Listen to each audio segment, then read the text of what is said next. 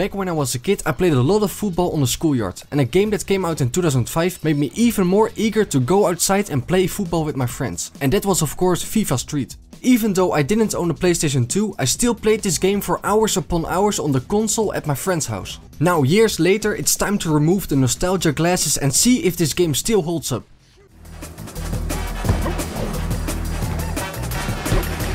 I mean, football doesn't get better than this, man.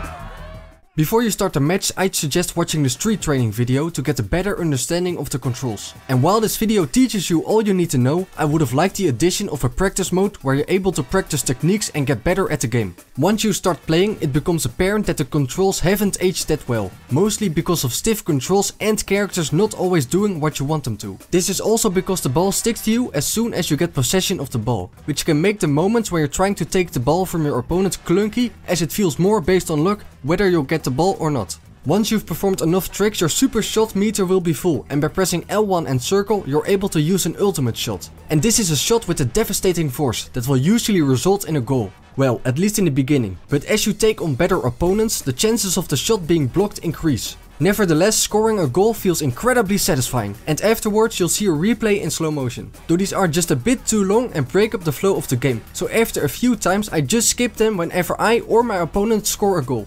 There are 3 different game modes. Game on, where you just pick a team and start a match. Friendly, where you're able to choose the players of a team, pick a location and change the game settings, such as how many goals are necessary to win and the color of the ball. And finally, Rule the Street, which is the most interesting game mode. Here you can create your own player and make your own team. And with your team you can take part in tournaments and win a cup. And by winning a cup you unlock a new location that you can also choose in friendly matches. And aside from that, you can unlock other players by challenging them, and if you win, they join your team. And finally, you're able to upgrade stats of your created character, such as increasing shot accuracy or trick efficiency. While it's great that you can add better players to your team, I would have liked to see that players become better the more you use them. Because now they're just waiting to be replaced by better players like Ronaldo or Duff. The first few matches were the least enjoyable to play through as your team has low stats, which results in players who move relatively slow and don't really shoot accurately. This became better as my team improved, but then my opponents also became better.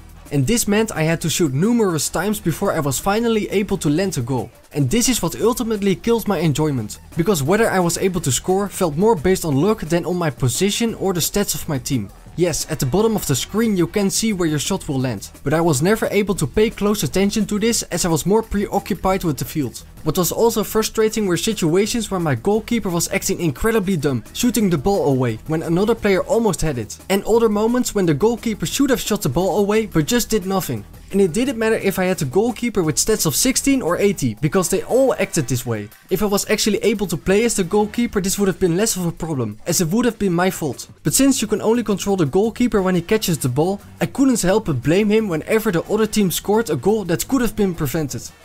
In total there are 10 locations where you can play football matches. This includes the streets of Rio de Janeiro, Mexico City, New York City, Amsterdam and many more. While these are all different locations, some can look the same. They could have added more features, such as being able to choose whether you play during the day or at night, but in the end it's more about playing the game than the locations. Graphically the game has aged pretty well, character models look decent and the environment feels like actual street locations. The soundtrack immediately took me back to when I played this game back in the day. All the tracks fit perfectly with the game. Though what is unfortunate is that the licensed music list is really short, so after about an hour you've heard them all and they will repeat themselves. And listening to the songs again and again gets really repetitive, so after a few hours I decided to turn off the volume and listen to other music. And this is also true for the Commentator. At first this seems like a fun addition that gives the game more personality. And while this is true, there aren't a lot of recorded lines, so lines get repeated a lot. And the most annoying ones are the ones where the commentator mentions that you are playing FIFA Street. Gonna get down with the beat, it's all about FIFA Street, yo. Gonna get down with the beat, it's all about FIFA Street. In the end, I can conclude that FIFA Street is really only enjoyable when you play it with friends. Playing it by yourself gets repetitive and boring really quickly, and became unenjoyable because of clunky controls, a repetitive soundtrack with repeated commentary, and doing the same thing over and over again. So while it was fun to relive those old moments I had when I was a kid, I won't be coming back to this game. Yo, what's this?